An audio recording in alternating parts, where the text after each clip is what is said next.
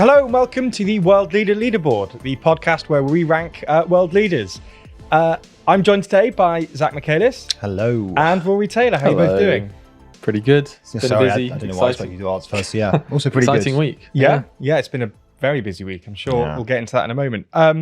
So in this podcast, we're going to start off by going through the winners of the week. Then we're going to go through the audience suggestion, then the losers of the week, and then we get on to the world-renowned mechanism at the end.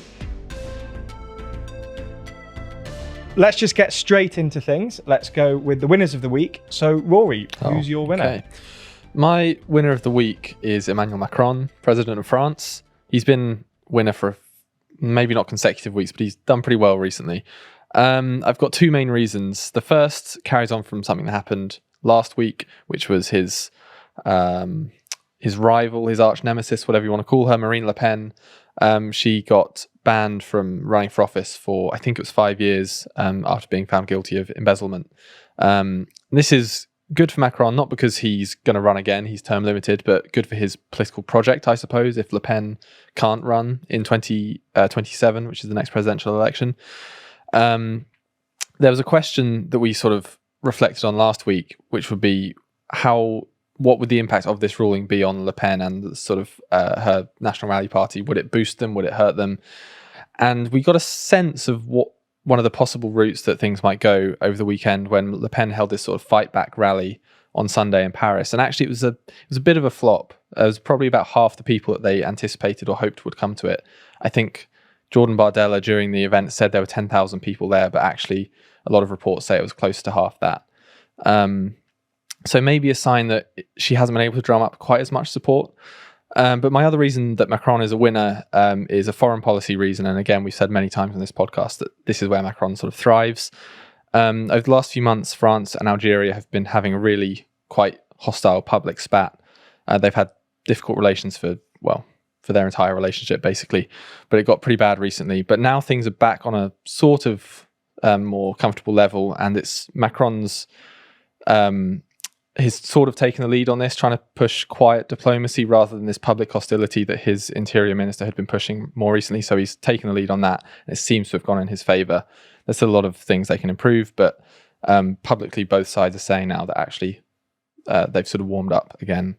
So I think that's a nice win for him off the back of a pretty busy week. Yeah, it seems like there's sort of two different... He's sort of benefiting from his rival's sort of downfall. And obviously, in classic Macron style, benefiting from his actions on the world stage. Yeah. I mean, we all know your views on Macron generally, Zach. I imagine we don't need to push you for your opinion on this, or... No, I'll just say one thing. I mean, the one thing is that the polling does suggest that actually, as Rory mentioned, the question has always been about how the French public are going to respond to Le Pen's court case. But there is some more recent polling suggesting that a solid majority of French voters basically think it's legitimate, that the conviction was fair. It's something like 60% say yes for completely fair, 15% don't know, 25% think Le Pen's conviction was politically motivated.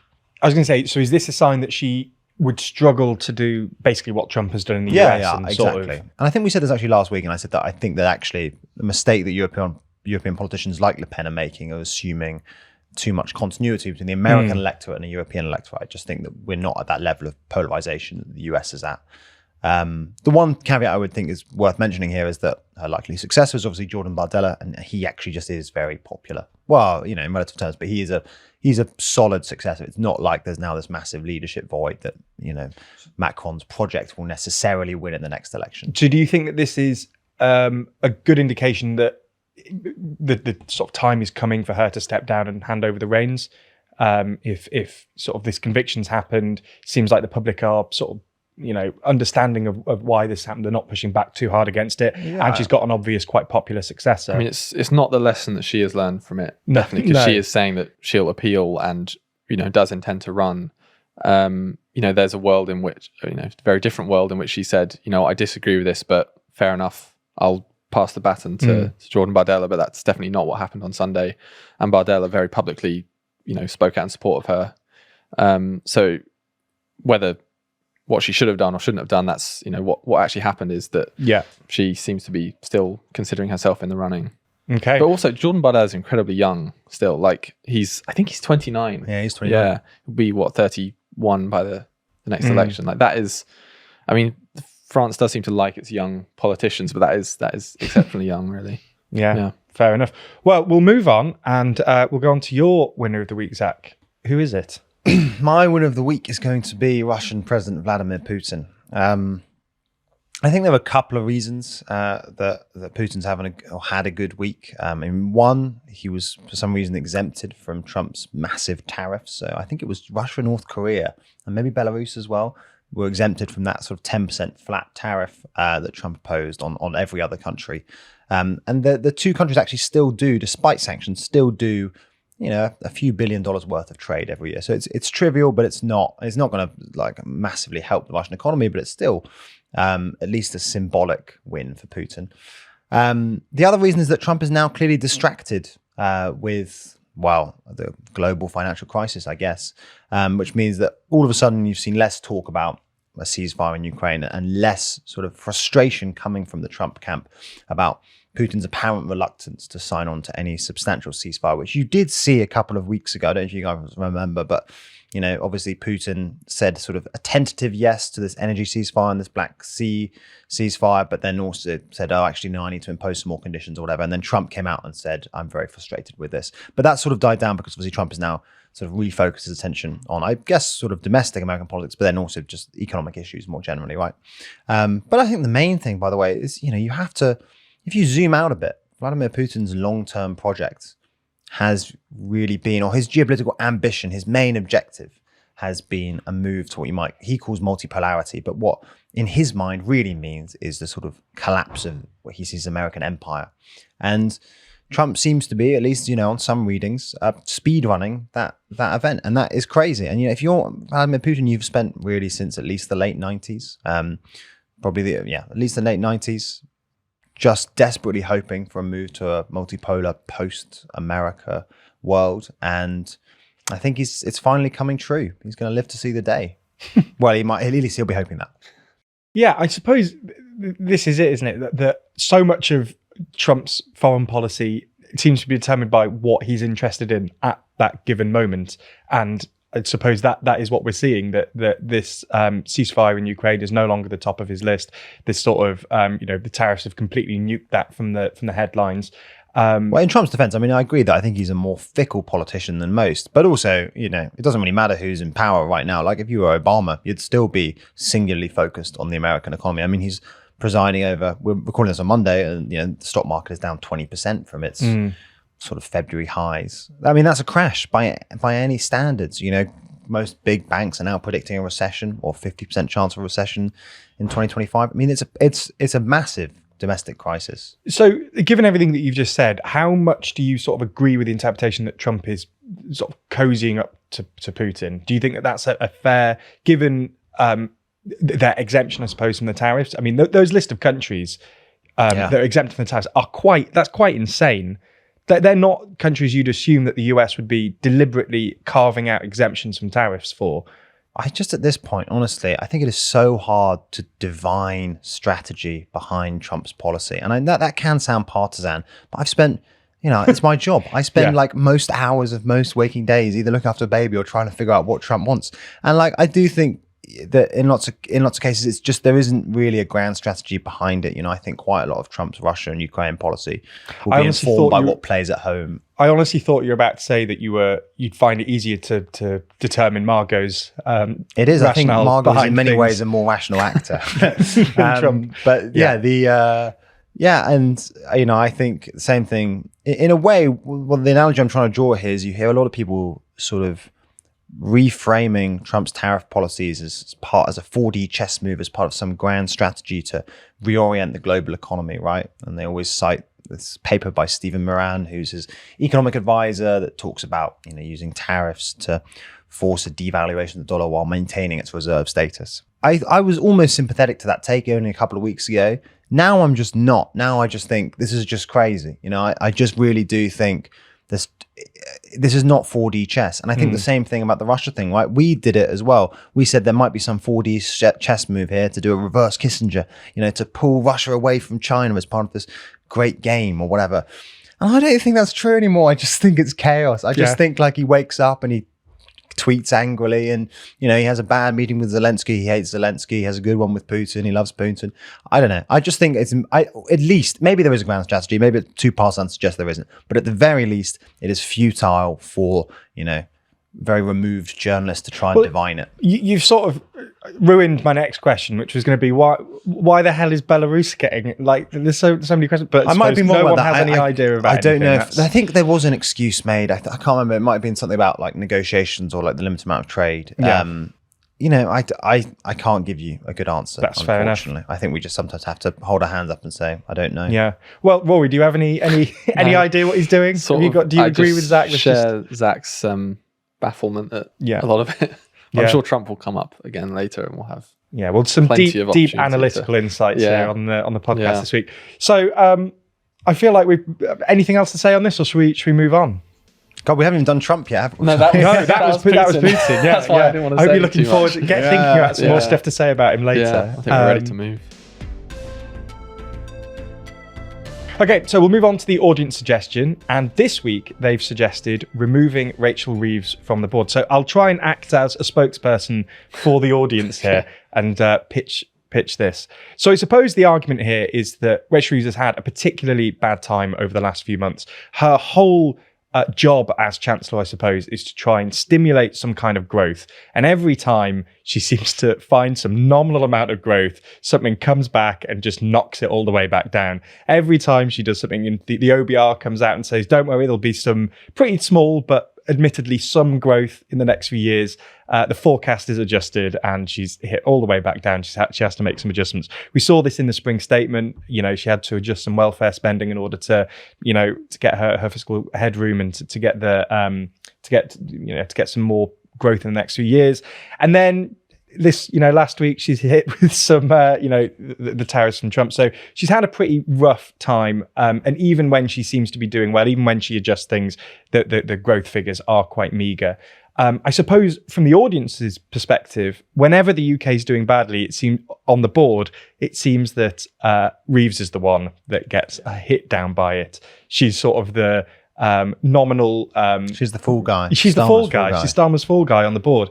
So anything goes well, Starmer gets moved up. Anything goes badly, Rachel Reeves gets moved down. So it would make sense, I suppose, from the audience's perspective, if we remove Reeves, we don't really have any chancellors or, fiscal people from other countries on the board. So why have Reeves? Fiscal people. It's a great band name. It is a great band. Yeah. On the board. So I suppose the argument is remove her and Starmer can move up and down like everybody else instead of just moving up when everything's going well. What do you guys think about that suggestion? I think it's quite a good suggestion. Yeah, I mean, I take the point. We've had this conversation before, but I think that's fair. Either that, or we, get the band back together, put some fiscal people on the board with her. Fill them out. Yeah. No, I'm okay. I would say though, I think that it's actually not that bad for her. I mean, I still think we should remove her, but I think the tariffs are not terrible for her. I mean, she's got the UK has got the lowest possible tariffs apart from Russia. They've got the lowest, apart from Belarus. Yeah. But you're right. But I don't think we don't export that much stuff. But it is to the still US. It is still a tariff that we didn't have. Even though if you're comparing to other nations, of course it's pretty favourable to us. But it is still affecting the UK. It still affects the UK. I agree. I think the direct impact of the tariff is pretty minimal. I think the main risk right to the UK is actually about a global recession more generally. It's not just the tariff. If there's just a 10% tariff and everything else was fine, we'd be completely fine. It'd be a 0.1% of GDP hit to growth. But it's the fact that it's a tariff in the context of to be fair, it's what she's been fighting for the last year. Yeah, fair enough. And that was the best case outcome. Yeah, but I'm glad we both got there at the same time. I didn't have the words to say it though. Yeah. The one silver lining though is I think that you could see a world in which the divestment away from both American equities and American debt ultimately leads to a bit of a stock market boost for Reeves, which is something she's been trying to sort of tinker and manufacture recently, and trying to sort of somehow convince, for instance, pension funds to invest more in the UK. But you could see that happening, and then you could also see a little bit of a drop in bond yields. But in the aggregate, global recession is probably it far outweighs any silver linings. Basically, is what I'm getting at. Yeah. But fortunately for her, she's not going to be on the board to have to deal with those consequences. It's going to be Starmer. He's finally going to have to take some responsibility for his actions. Responsibility for his actions. It's about bloody time. Yeah. Yeah. So he's just not going to be moving up whenever Trump says something nice about him. It's going to be, if there's any negative economic consequences, he's going to be moving down. However, I suppose this isn't as smooth a segue as I was hoping for, but we've been discussing Reeves, we've been discussing Starmer, we've been discussing Trump. All people who could conceivably, some of them quite obviously, are in our new magazine, which actually we sent to the printers last week. So it is now an actual physical thing that we're going to be shipping, I think possibly even this week, but potentially next week. So I think this is genuinely one of our best magazines we've done yet. We are able to write about all kinds of things that we haven't been able to write about before. I think the ability to write about specific individuals and discuss their sort of impact on the world is something we haven't really done before. And I think it was actually a really quite an interesting way of getting into some stories. Again, I'm trying not to give away certain figures who might make the list, but there's certainly some people I wrote about in here that I have never written about before in TLDR scripts. And I think that the articles actually came out really well. Yeah. And I've got to say, none of us here are on the sort of design team, but I've got to say that the graphic design for this one was particularly really good. Yeah. Good. So if you are interested in anything we're discussing on the podcast today, I would suggest that this is definitely the magazine for you. Subscribe with the promo code and you will get a very timely edition describing the collapse of America's global promo empire. Code will be in the description. So even though we don't know it now, have a look in the description. You will find it and there'll be some amount of money off. So use that.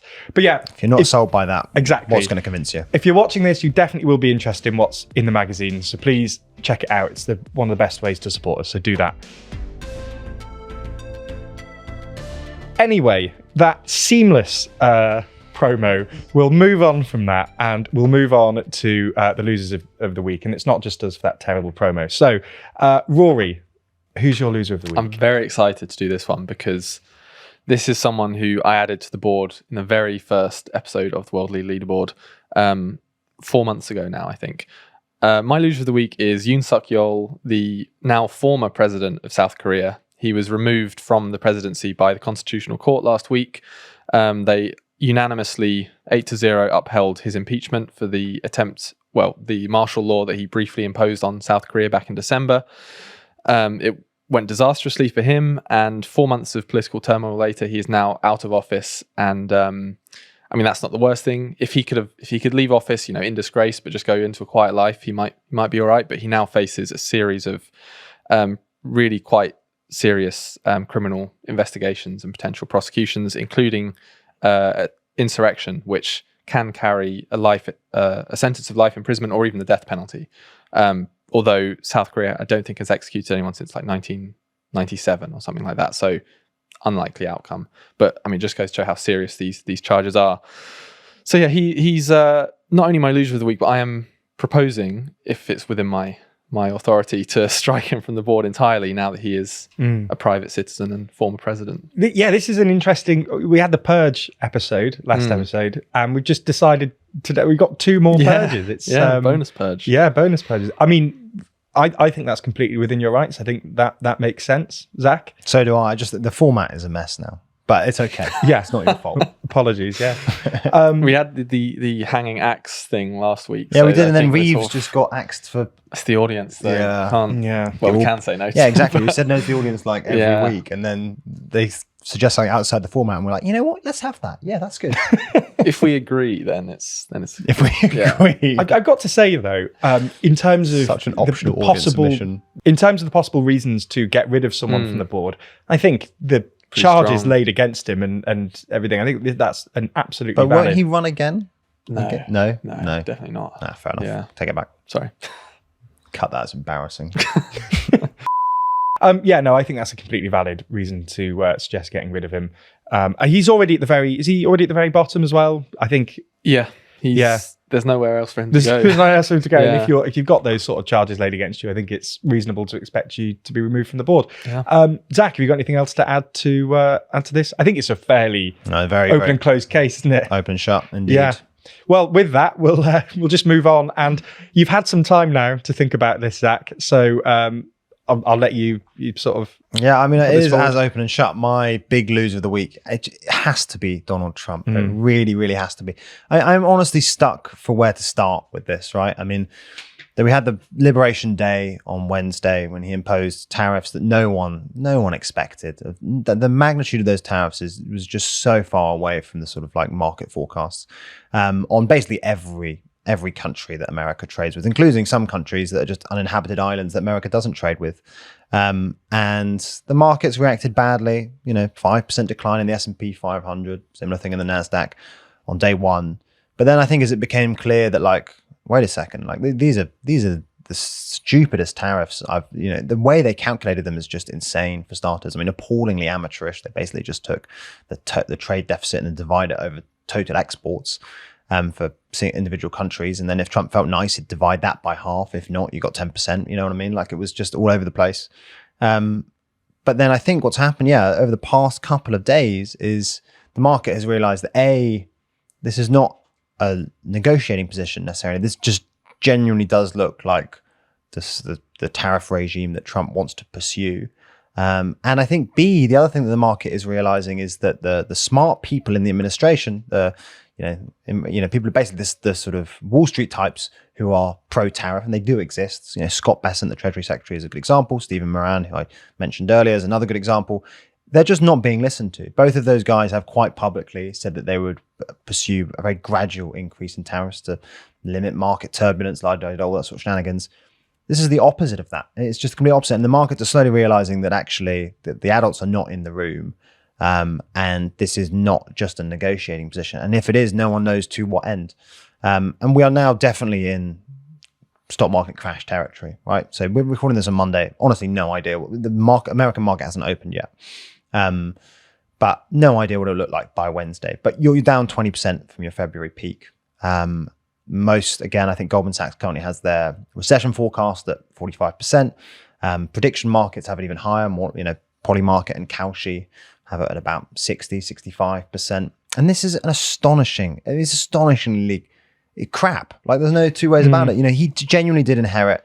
You can quibble over whether or not the statistics are too optimistic or whether or not the figures are sort of like buttressed by government spending. But he really did inherit, I think it's hard to deny, the strongest developed economy in the world under Biden. And it is now it's almost definitely, it might not be the weakest. I mean, his trade wars will have massive impacts on basically every European economy and the UK economy, but now definitely not the strongest. But I suppose the question is he bringing egg prices down? I mean, that's what he was voted on, Zach. What is astonishing is that he is bringing, I mean, egg prices did fall. There was a whole bird flu spike and they've fallen by quite a lot actually in the past couple of weeks. But I think another thing that's really, really interesting and I think really worrying actually is that he is really, when he was interviewed by reporters, right, in the past couple of days, he was like, guys, look, it's great. Oil prices have come down. He's right. Brent crude has come down from about $75 a barrel to like 60. And all it cost was crashing the economy. But it's because everyone thinks there's a recession, which means there's going to be no demand. Yeah. So, and also because OPEC have started pumping faster.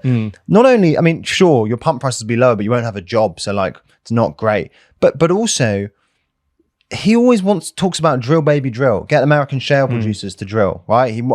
Scott Bessent talks about 3-3-3, which is 3% GDP growth, 3% deficit, 3 million barrels of oil a day, increased production.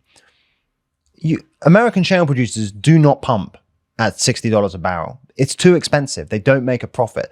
You're going to have slightly lower prices for a global recession and a recession specifically in the American oil industry. It is an insane policy, but the fact that he thinks that is a real upside, I think that should scare anyone with any cash in the American market. I think people aren't taking this seriously enough. I think there's still a real hope that the adults will grab the reins, but I don't think it's going to happen. Because in that you seem to be sort of putting forward the argument, and there's a very realistic possibility that very soon this week we could be seeing, the beginnings of a sort of crash, I suppose. Do you actually believe that is a likely outcome? It depends what you mean by a crash, right? I think the basic question here has to be, right, do you think Trump will U-turn? Do you think the markets will force Trump to U-turn?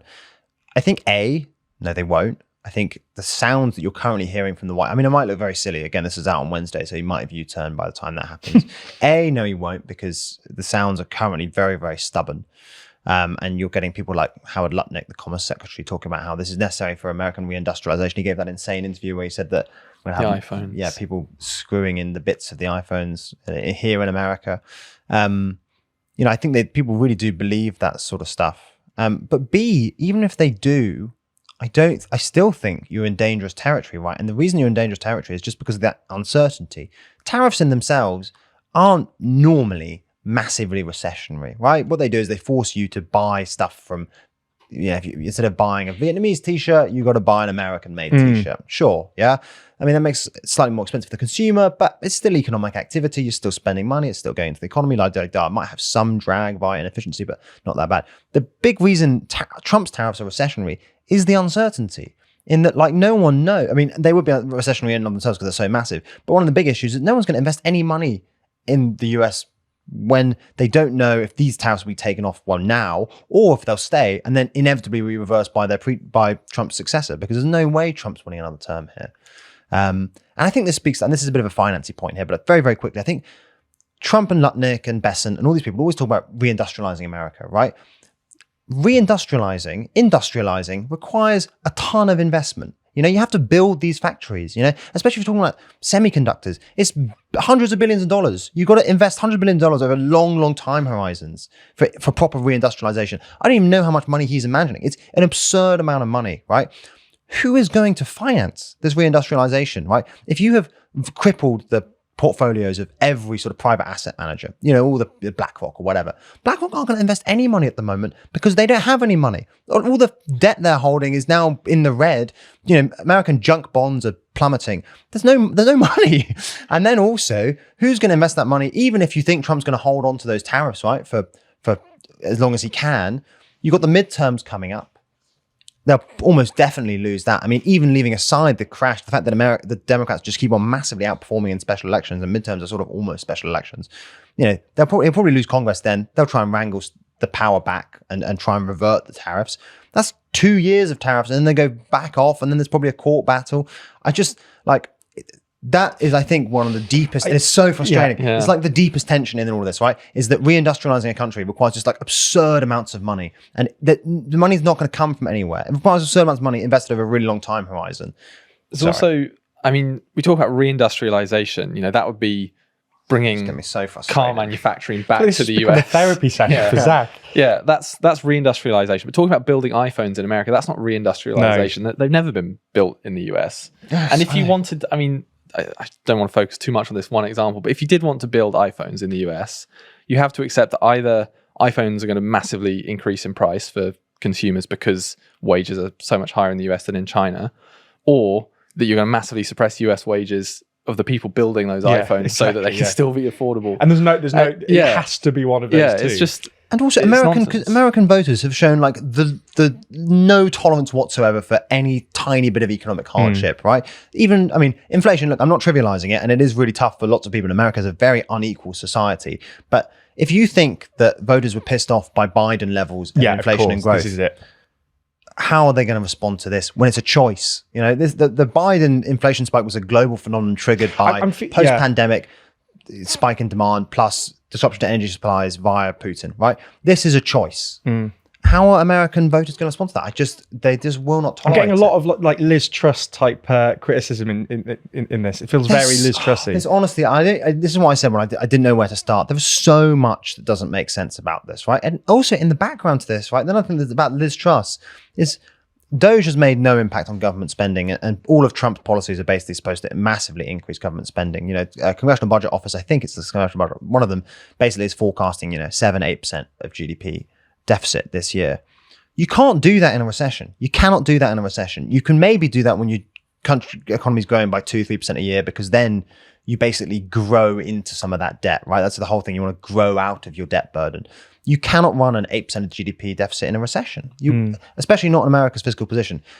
So much of it is so frustrating. I just don't understand. Oh, yeah, the last thing I want to say is on the iPhone thing, we talk about reindustrializing, and it's very easy to just like hand wave about reindustrializing, right? Two massive problems with this notion of reindustrializing. The first is that, what is your model? Because even if you're moving to a sort of Germany style reindustrial level, yeah, right? Manufacturing is like 25% of GDP in Germany, whatever. But it's the number of manufacturing jobs in Germany has nonetheless been declining at not a dissimilar rate to what has happened in the US, right? And that is simply because even if manufacturing still takes up a lot of GDP, as we automate stuff, Germany has automated its car factories, for example. You just need less workers. they keep on talking about manufacturing and reindustrializing as if we're going to suddenly create this new class of like American laborers, right, who are in great unions and enjoy sort of like well-respected, well-paid, stable jobs, the same sort of jobs of old, unionized workers working in car factories or mines or whatever. It's just a fantasy. Like that just does not work. If you reindustrialize a la China, right, you just end up with like BYD have dark factories that don't have lights on in them because they don't need them, because they're just robots, right? You don't create this whole class of new engineers or whatever they're imagining who can all of a sudden become like single worker family households where the wife stays at home and looks after the kids. That's not the world that you would create. The last thing I'll say, right, is we always talk about reindustrialization. No one has ever moved backwards in the value chain. Countries like Japan and South Korea have successfully like industrialized via tariffs, but what that actually meant was moving up the value chain, moving from agriculture to manufacturing. America's gone agriculture, manufacturing up to a services-based economy. Now, it's lawyers, bankers, whatever, consultants. No one has ever gone to those people. Those really nice high-paid jobs you get working in office. How would you like to work in a mine? No one has ever gone backwards. And so you can appeal to these examples of Japan and South Korea and to some extent Germany because it has a effectively devalued currency via the euro. They're not analogous to the US. It's not the same thing. You're moving backwards down a value chain. Yeah. I just don't think you understand the 4D chess that he's playing, Zach. I think you need to think about it more. You need to figure out the chains, come back and have a think, and we'll talk about it again next Educate week. yourself. Yeah, exactly. I just don't think you're seeing it right yet. Oh. Anyway, after that mini therapy session, we will move on, and we will move on to the mechanism. Yeah. Try and lighten it up at the end. From global recession, everything's going badly, America's moving backwards, it's all going to be agrarian, farm-based sort of economy in the next couple of years. Okay. I think I know who Zach's loser of the week is going to be. I've got pins and needles in my leg. I've never had that as a symptom of stress before. Yeah, we'll do the winner of the week. So the ultimate winner of the week. So we need consensus from all of us for them to move up an extra place. Otherwise, it's just a vague sort of they won the week. So your options are Macron or Putin. The audience suggestion is not relevant for this, so it's just Macron or Putin. Okay, so we'll start this end with you, Zach. Who was your ultimate winner of the week? I'm going to go for my own choice. I'm going to go for Vladimir Putin. I see. Very nice. I think, I don't want to get started again, but I do think, it has been Putin's long-term project. And if you listen to the speeches he gave in the 2000s, it was all about the end of American empire. And actually quite a lot specifically about American financial hegemony, right? And the dollar's reserve status. And he's getting what he wants. Yeah. Rory? I concur. I've gone for Putin as well. I'm so sorry. I've not gone Putin. I've gone Macron. We couldn't even get consensus on a week where we only have two options. Yeah. Well. No, I know. So Putin is the sort of the winner of the week, but not the ultimate winner. He's not moving up. So we'll move on. And again, I have no idea where this one's going to go, but we're going to go with the ultimate loser of the week. We've got Donald Trump and a man who we cannot rule out he's going to be sentenced to death. Yeah, who's also not on the who's also not on the board anymore. We have one choice. Just like in the next US presidential election, you have but one choice. Yes. So I've got to say, all that speculation, competitive election here. But all that speculation about him scrapping term limits, I do think Trump Obama 2028 would be wild. I agree. Obama would take him to pieces. Yeah. Well, before we move on, we don't know that he's won yet. Let's not preempt. So we're going to go through the official voting procedure here. Zach, who did you vote for? Wow. Shock and awe. Wow. Okay, so 100% for Trump so far. I've gone for Donald Trump as well. Still 100%. I think, there was something I thought of when Zach was speaking, ranting about Donald Trump.